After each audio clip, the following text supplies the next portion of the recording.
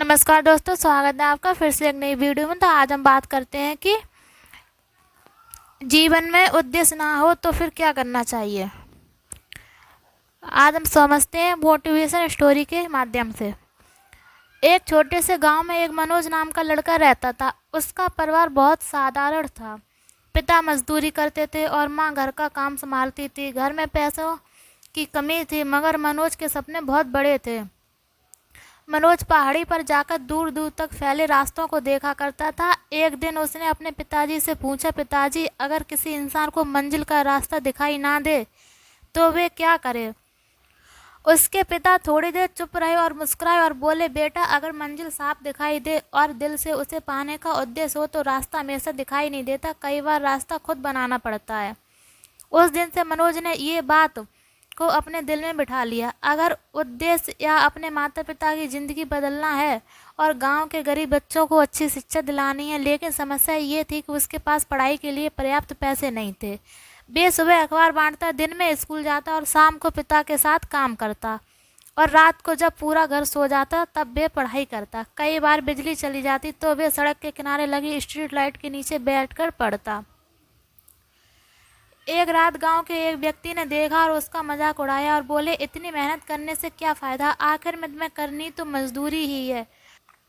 मनोज ने किताब बंद कर दी और शांत स्वर में बोला कि मैं सिर्फ मजदूरी करने के लिए नहीं पढ़ रहा हूँ, मैं अपने परिवार और गांव के भविष्य बदलने के लिए पढ़ रहा हूँ। वे आदमी हंसते हुए चला गया, लेकिन मनोज को एक बात स्पष्ट रूप से समझ में आ गई कि जिस व्यक्ति के पास उद्देश्य नहीं होता है उसे छोटी सी परेशानी भी रोक सकती है, लेकिन जिसके पास उद्देश्य होता है वे बड़ी से बड़ी परेशानी में भी अपना रास्ता खोज लेता है। समय बीतता गया, 10वीं की परीक्षा आई और मनोज ने बहुत मेहनत की, परंतु परिणाम उम्मीद के अनुसार नहीं आया। वे परीक्षा में असफल हो गया। उस दिन वे बहुत दुखी था। उसे लगा कि शायद उसका सपना यहीं ख़त्म ना हो जाए। वे घर आया और चुपचाप बैठ गया। माँ ने पूछा, क्या हुआ बेटा। मनोज की आंखों में आंसू आ गए। माँ ने उसे गले लगा लिया और कहा, बेटा, परीक्षा में फेल हुए, जिंदगी में नहीं। मनोज चुप रहा। माँ ने आगे कहा, अगर तुम्हारा उद्देश्य सच्चा है तो एक परीक्षा तुम्हारा रास्ता तय नहीं कर सकती है।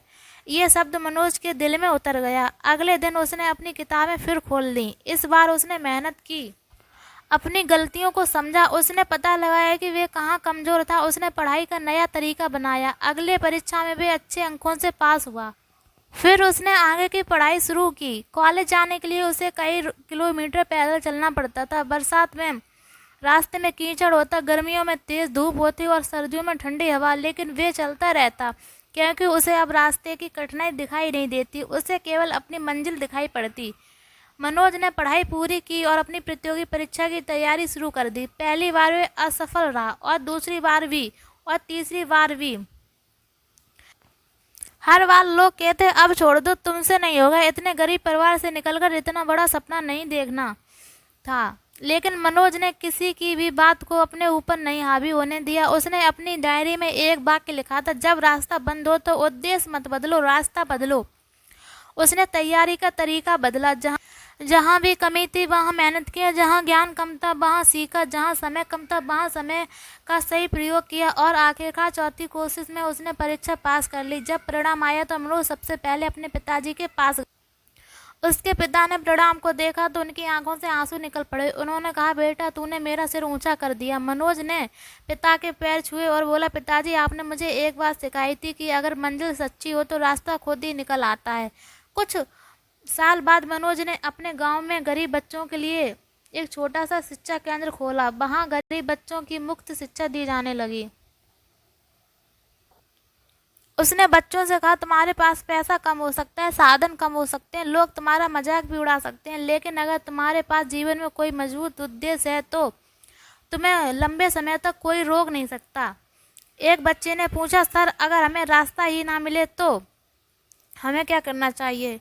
मनोज मुस्कुराया और बोला, चलना शुरू करो, रास्ता तुम्हारे सामने आएगा, और अगर रास्ता नहीं मिले तो अपनी मेहनत से नया रास्ता बना लेना।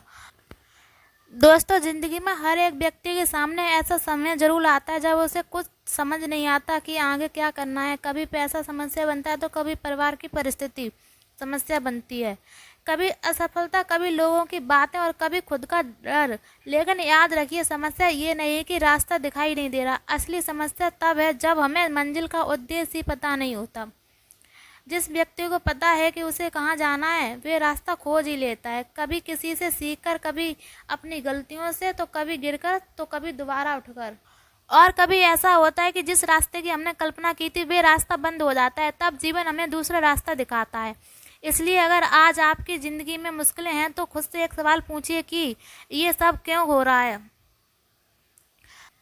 अगर आपके पास से इस सवाल का मजबूत जवाब आता है तो समझिए कि आपकी यात्रा अभी बाकी है। आज रास्ता मुश्किल है तो कोई बात नहीं, आज लोग आपको नहीं समझ रहे हैं तो भी कोई बात नहीं, आज असफलता का डर है तो भी कोई बात नहीं, मगर बस आप अपने उद्देश्य को मत छोड़िए, क्योंकि जब उद्देश्य मजबूत होता है तो कदम रास्ता खोज ही लेते हैं, और जब मेहनत लगातार होती है तो बंद दरवाजे के बीच में भी रास्ता निकल ही आता है। याद रखिए, मंजिल पाने के लिए हमेशा रास्ता तैयार नहीं मिलता, कई बार एक मजबूत उद्देश्य रास्ता बनाता है। इसलिए चलते रहिए, धीरे चलिए, लेकिन रुकिए मत, क्योंकि हो सकता है जिस मोड़ पर आपको लगे कि सब खत्म हो गया है, वहीं से आपकी ज़िंदगी का सबसे खूबसूरत रास्ता शुरू होने वाला हो। अगर वीडियो आपको पसंद आई हो तो लाइक करें, कमेंट करें और चैनल को सब्सक्राइब करें।